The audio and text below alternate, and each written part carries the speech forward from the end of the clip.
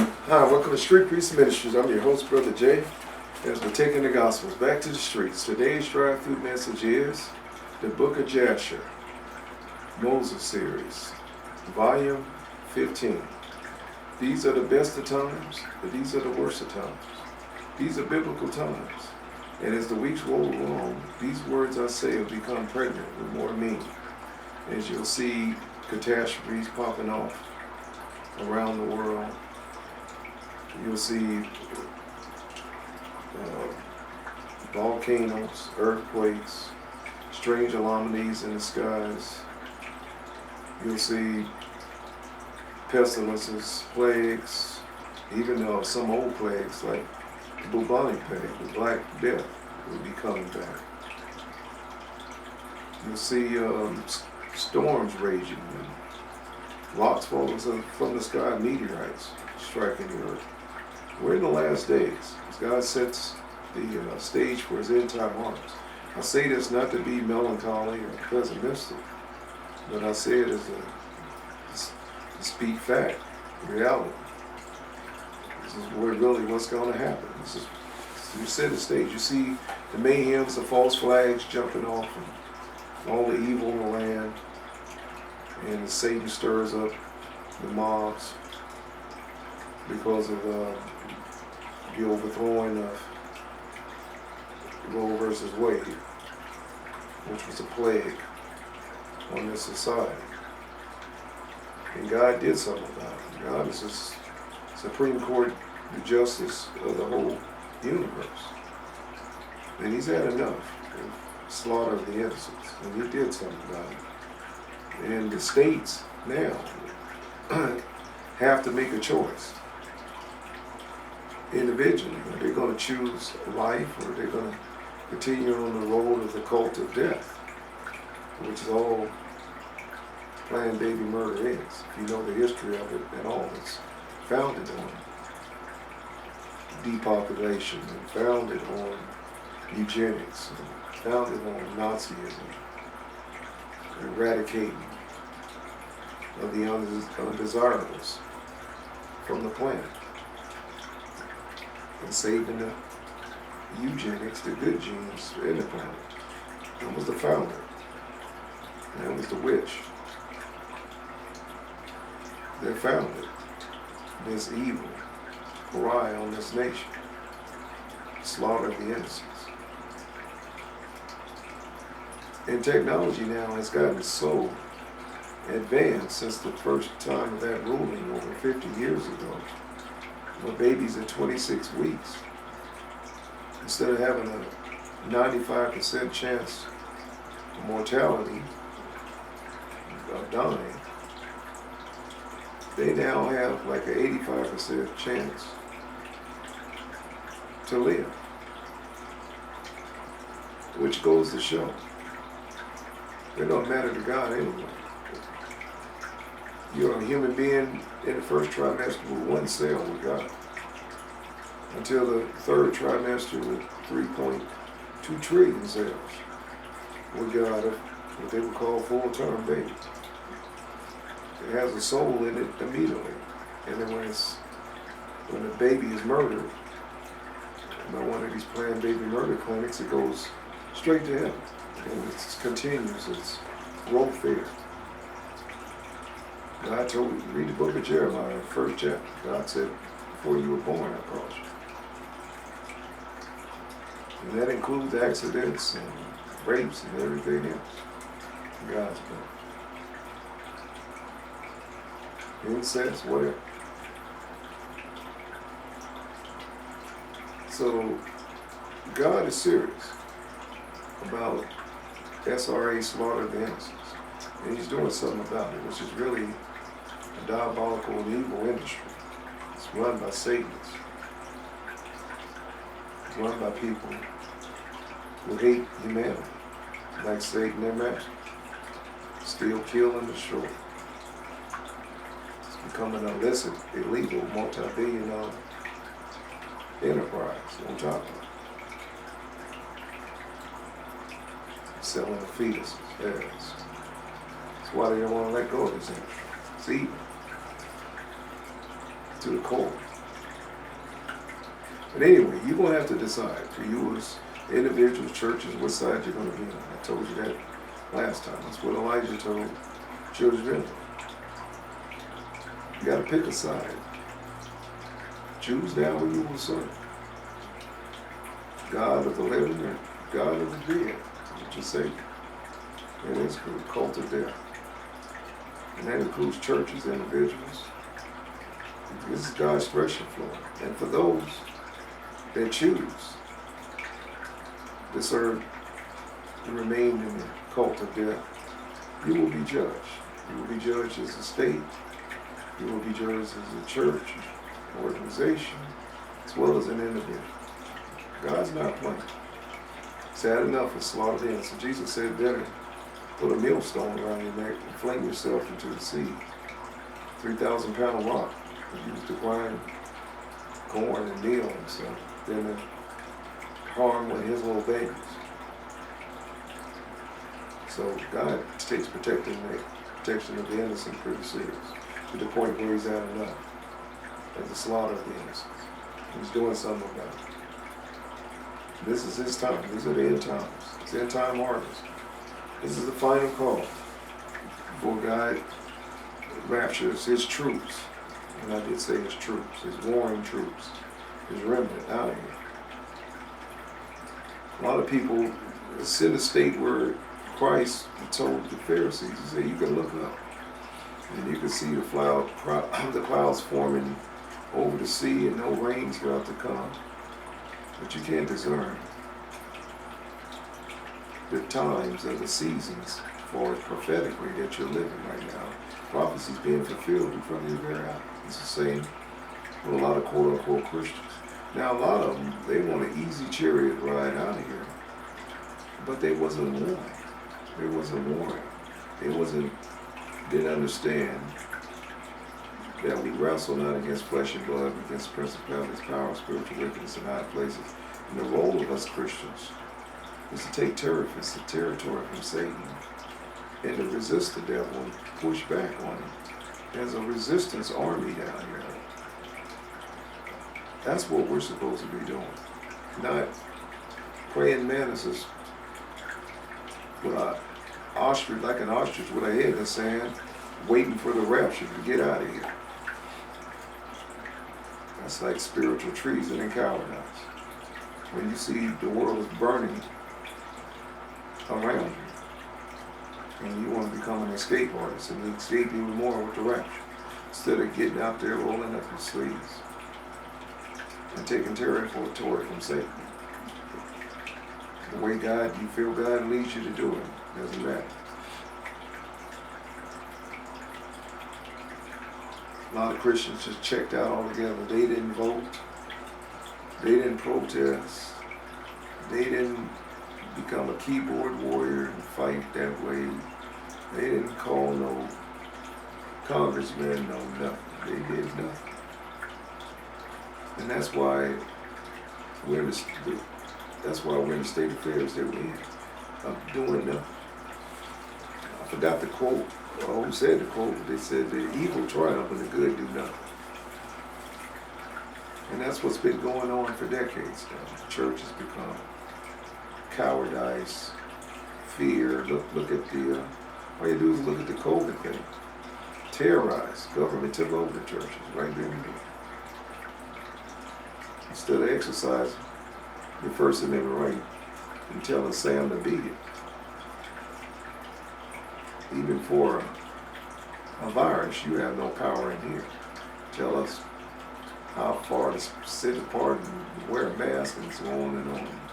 Definitely not to get the killer thing you stick in your arm.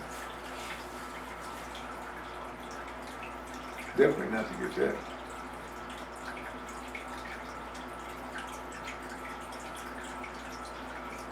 But no, there was no resistance. There was nothing but capitulation. There was no resistance whatsoever. There's only a remnant resisted. Only a remnant that refused to follow any of that crap. The rest, like I said, Cato to the Antichrist. All this is just warm-up. A lot of you talking about, oh, I'm going to resist, I'm not going to get to market the beast. You be the first in line. You be the first in line to get to market the beast, and they tell you you can't eat, and can't buy and sell, and you got to get a little glimpse of that with this pandemic. This pandemic really showed who's who will be the first in line, or so-called Christians in quotes. It's supposed to be a resistance for us, for to push back the Antichrist and his agenda, and know his agenda. We talked about being aware of the wiles of the devil. How you gonna fight the devil if you don't know his method? It's MO, modus operandi. It's method of operation. How you gonna resist the devil? It's a lot of ignorance in the church world. Oh, the enemy is. A lot of them think that brother and sister, even me, think I'm the enemy. What fight me? You're on the devil's side, if that's what you think. I'll tell you that now. Or any other brother and sisters on the battle warfare, the battlefield earth, warring against Satan and his minions, and know who the enemy is, and resist. It's like the Pharisees fought Jesus all the way to the cross. So to support him for his mission. Now,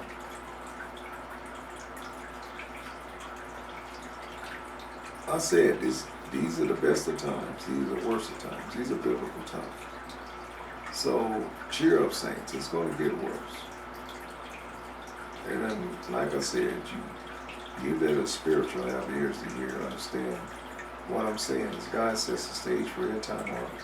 Yes, President Trump will be reinstated, as God said so. And there's still going to be a lot, what you see right now, a division in the land. There's a lot of healing that has to take place. Because this land is right at the boiling point, really, of civil war. This country has been indoctrinated with Marxism for decades. And you got a lot of brainwashed people. They don't know better. They're fellow Americans, but they're Marxists now. They're brainwashed. They want to destroy the American way. They see the American way as evil, and they're crying to be put in shackles and chains. That's what they want.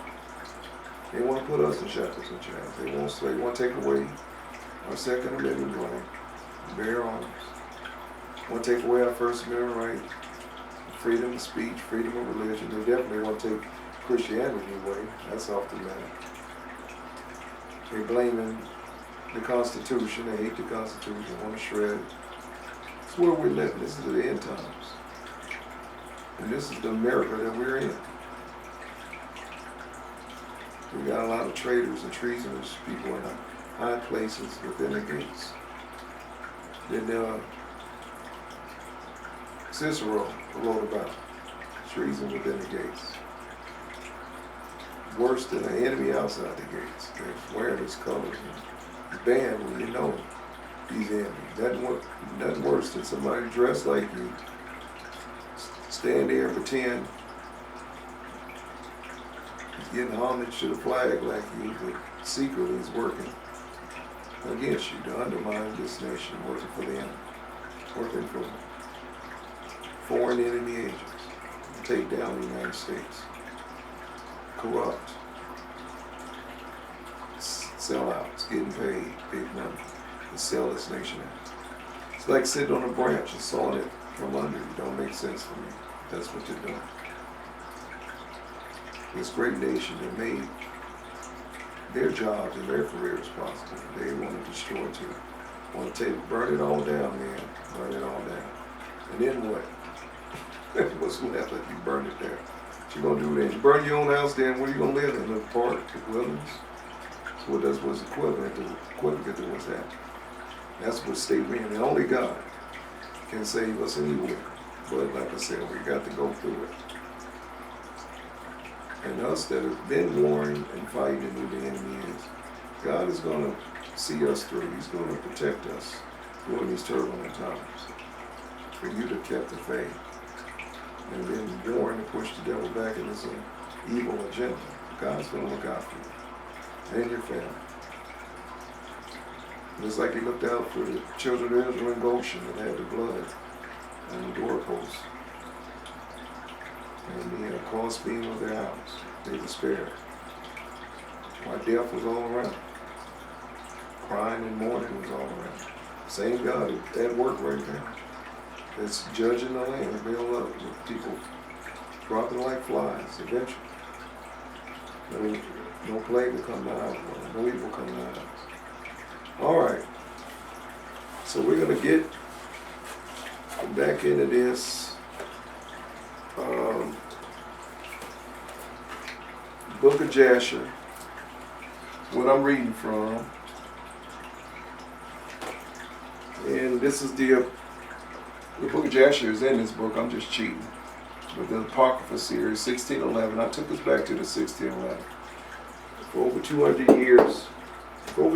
years, the 19 books of the Apocrypha was in here. We're going to the Apocrypha. We already read the book of Enoch. We plowed through that. Well, we're almost finishing up on Jasher. We read through the book of, I think it was Ezra 3 and 4. And I think that's it. Might be another one. I'll try to think of it later. But we left off, let's see. I'm going to do a lot of reading today.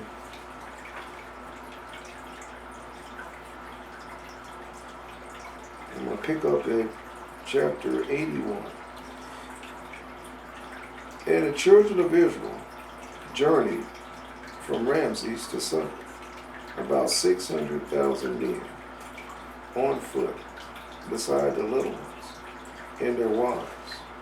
And a mixed multitude went up with them, and flocks and herds, even much cattle. And the sojourners of Israel, of the children of Israel who dwelt in the land of Egypt, in hard labor, was 210 years. And at the end of 210 years, the Lord brought forth the children of Israel from Egypt with a strong hand. And the children of Israel traveled from Egypt, and from Goshen, and from Ramses, and encamped in Succoth at the 15th day of the first month. And the Egyptians buried all their firstborn whom the Lord had smitten. By the way, there's archaeological evidence. They found the mass grave sites of these children, babies that got killed, as well as the firstborn of adults, and male and female. But it's a lot of children that was killed. And the Egyptians buried their slain for 3 days. It took them 3 days. And the children of Israel traveled from Succoth and encamped in Etham in the end of the wilderness.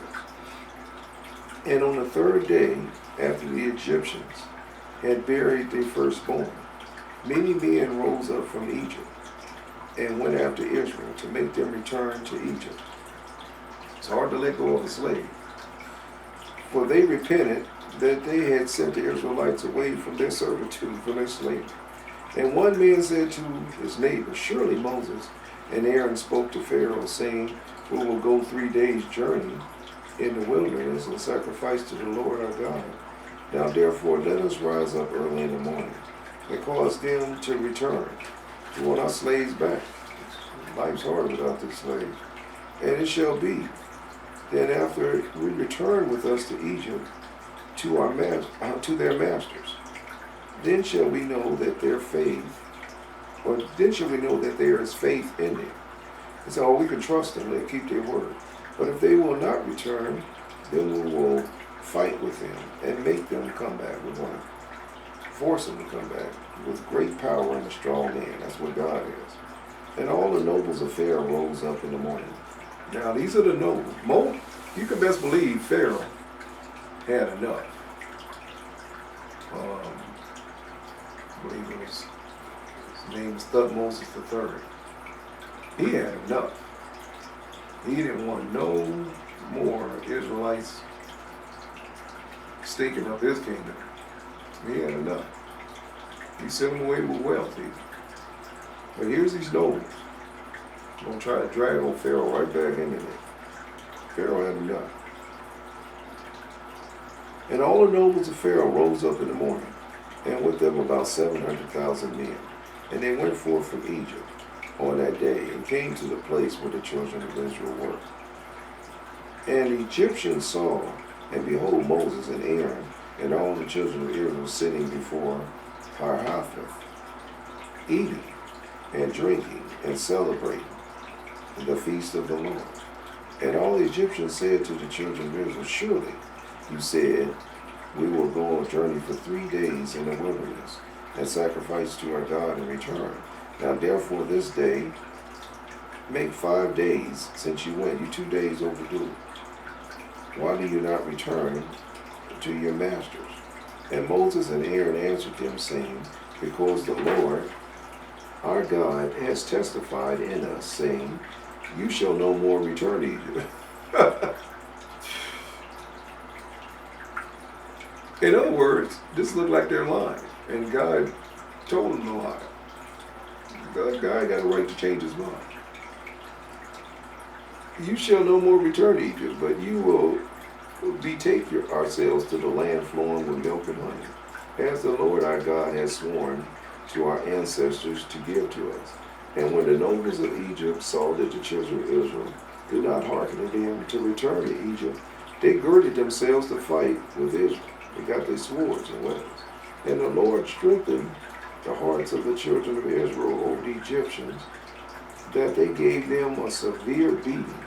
And the battle was sore upon the Egyptians, and all the Egyptians fled from before the children of Israel. For many of them perished by the hand of Israel. And the nobles of Pharaoh went to Egypt, and told Pharaoh, saying, the children of Israel have fled, and will no more return to Egypt. And in this manner did Moses and Aaron speak to us. And the Pharaoh heard this thing in his heart, and in his heart, and the heart of all his subjects was turned against Israel. And they repented that they had sent Israel. And all the Egyptians advised Pharaoh to pursue the children of Israel, to make them come back to their burdens. We want our slaves back. And they said, each man to his brother, what is this which we have done, that we have sent Israel from us, our servitude? What have we done? We sent the slaves away. Are we crazy? What are we going to do with our slaves? Now we have to work. And the Lord strengthened, you can't build these pyramids and these complexes and all this stuff. And the Lord strengthened the heart of the Egyptians to pursue the Israelites. For the Lord desired to overthrow the Egyptians in the Red Sea. And Pharaoh rose up and harnessed his chariot. And he ordered all the Egyptians to assemble. Not one man was left, excepting the little ones and the women. And all the Egyptians went forth with Pharaoh to pursue the children of Israel. And the camp of Egypt, and was exceedingly large and heavy camp, about 10,000 men. And the whole of the camp went and pursued the children of Israel, to bring them back to Egypt. And they reached them encamping by the Red Sea. And the children of Israel lifted up their eyes, and beheld all the Egyptians pursuing them. And the children of Israel was greatly terrified at them. And the children of Israel cried to the Lord, and on account of the Egyptians. Now them chariots going about 60 miles an hour. They moving fast. And on account of the Egyptians, the children of Israel divided themselves into 4 divisions. And they were divided in their opinions, for they were afraid of the Egyptians. And Moses spake to each of them. The first division was of the children of Reuben, Simeon, and Issachar, and they resolved to cast themselves into the sea. They rather drown than be slaves, for they were exceedingly afraid of the Egyptians. And Moses said unto them, fear not, stand still and see the salvation of the Lord, which he will effect this day for you. The second division was of the children of Zebulun, Benjamin, and Naphtali, and they resolved to go back to Egypt with the Egyptians. So they said, we'll be slaves. We'll go back and be slaves. And Moses said to them, fear not, for You have seen the Egyptians this day, you shall see them no more forever. We're going to drown them. The third division was of the children of Judah and Joseph, and they resolved to go meet the Egyptians to fight with them. They had heart. And Moses said to them, stand in your places. They said, we'd rather die on our feet than live on our knees. We're ready to fight. And Moses said to them, stand in your place, for the Lord will fight for you, and you shall remain silent. And the fourth division was of the children of Levi, Gad, and Asher. And they resolved to go into the midst of the Egyptians to confound them. And Moses said to them, remain in your stations and fear not. They wanted to do some guerrilla warfare. Only call unto the Lord, and he shall save you out of their hands. And this Moses rose up from the midst of the people, and he prayed to the Lord and said, O Lord, God of the whole earth, save now thy people, from whom thou didst bring forth from Egypt. And let not the Egyptians boast their power and might are theirs. So the Lord said to Moses, why dost thou cry unto me? Speak to the children of Israel that they shall proceed. Do not stretch out thy rod upon the, and do thou stretch out thy rod upon the sea and divide the waters. Plain and simple, God. What are you busy praying to me for? Keep the people marching and moving, and then stretch out your rod over the sea, and the water's just going to divide from you. Simple as that. The whole sea going to divide from you, Moses. This is not complicated. Don't waste your time praying to me. And thou shalt stretch out thy rod upon the sea and divide it, and the children of Israel shall pass through it. And Moses did so.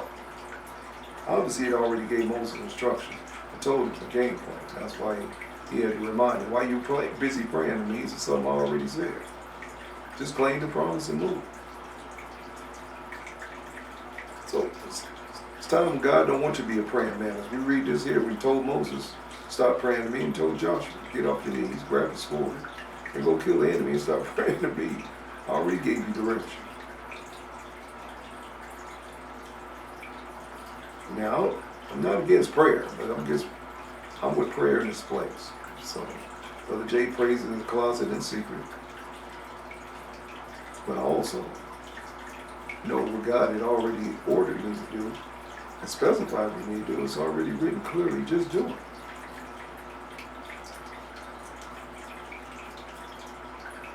Some people so heavenly minded that they know more earthly good, and some people are so earthly minded that they know good heaven for their heaven. They gotta have balance. One thing I read in this book God teaches is balance. Christ had balance.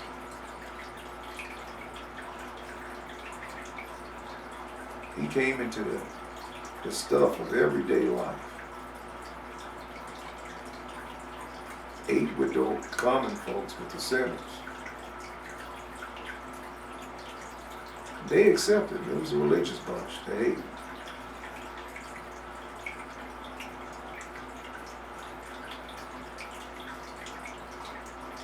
When it was time to exercise faith, Christ walked on the raging sea to teach his disciples faith, to move on in certain. But he also walked back to the boat after the lesson was over and got back in a secure boat and went to shore with the disciples. He could stay on the water. A lot of the super holy Christians, they would walk ahead of the boat all the way back to the shore when they got back in the boat. And Moses did so. And he lifted up his rod up on the sea and divided it. And the waters of the sea were divided unto 12 parts. There's 12 tribes of Israel. And the children of Israel passed through on foot with shoes, as a man would pass through on prepared road. In other words, the ground was no different. It was hard It wasn't muddy, it wasn't soft, and then it looked like a sea just parted. God had the ground dry as probably the desert they was walking on. They needed shoes. I'm sure that ground was hot. God's miracle. And they walked between, you could best believe, where the children of Israel, they went through Wildy Canyon. They were walled between, just like the Bible said. They were boxed in, so they can only go one way. They ended out at Wildy Beach, facing the Red Sea. That's where they emptied out at. 2.25 million people. They felt trapped. The Egyptians got them 60-mile-an-hour chariots moving. God split the Red Sea. And where he split it is like an underwater bridge. If you was to go, I'm just guesstimating, 800 to maybe 900 yards east or west, you would drop, you would plummet 5,000 feet. That's the depth. But at the point where they were was about 1,000 feet. So they're still looking at 1,000. That could easily drown your cord. Take 10 feet of water to drown. But it was 1,000 feet of water that they were looking at, pillars of water as they walked on that dry ground to the other side. Point I'm making, God, I believe, had prepared that land just for that crossing, for them from the beginning of the world, knowing all things that he was going to bring his people there. Like an underwater bridge. Like I said, you go probably 800 to 1,000 yards any other direction, you're going to drop 5,000 feet. That's like on an abysmal drop.